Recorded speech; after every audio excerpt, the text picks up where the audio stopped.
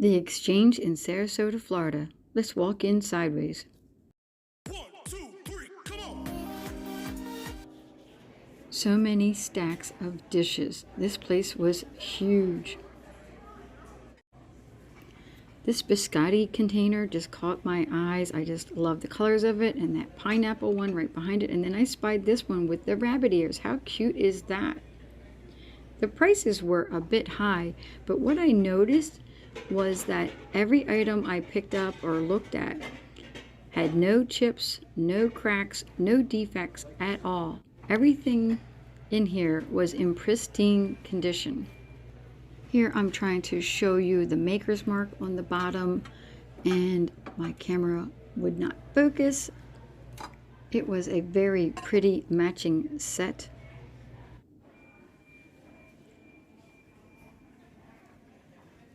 So each aisle had like a theme. So here's some bowls.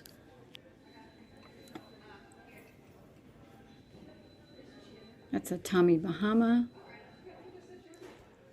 There was a starting price on each item, but then there was also dates on there where the price would be lower by that date, and then the next date it would lower again, and the next date it would lower again.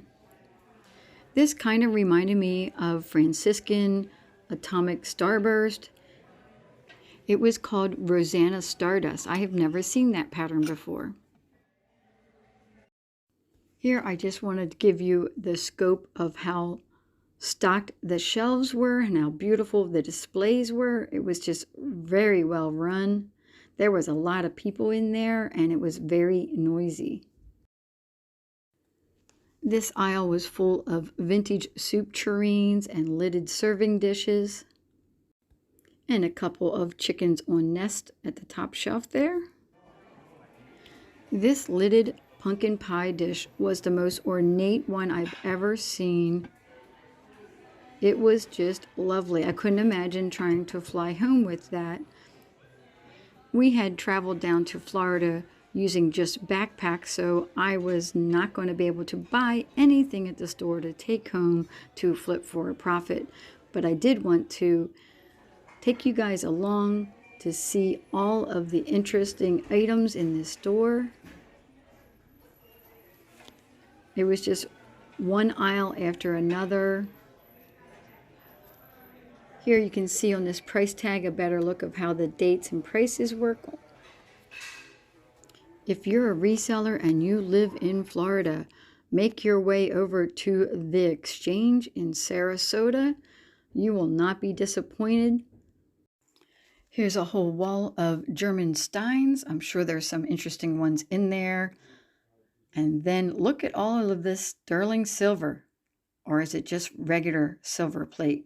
Lots of serving dishes in this aisle. And I just love all of these pretty pictures. They would make a really good wall display. Teacups, one of my favorite. You have to take your time looking through those to find the special ones though. Tons of regular mugs, coffee mugs, which is another favorite of mine to look through. And these caught my eye. Of course, I would have bought these if I had any room in my suitcase, which I did not. And of course, Baby Yoda. Oh my God, I just loved him. I thought this mug might be an anthropology one, so I wanted to turn it over to see the name on the bottom. It turned out to be Lily Pulitzer. And then I was like, oh yeah, of course, those colors, I should have known that. On the other side of the thrift store was lots of books and clothing, men's and women's, an entire aisle of just vases.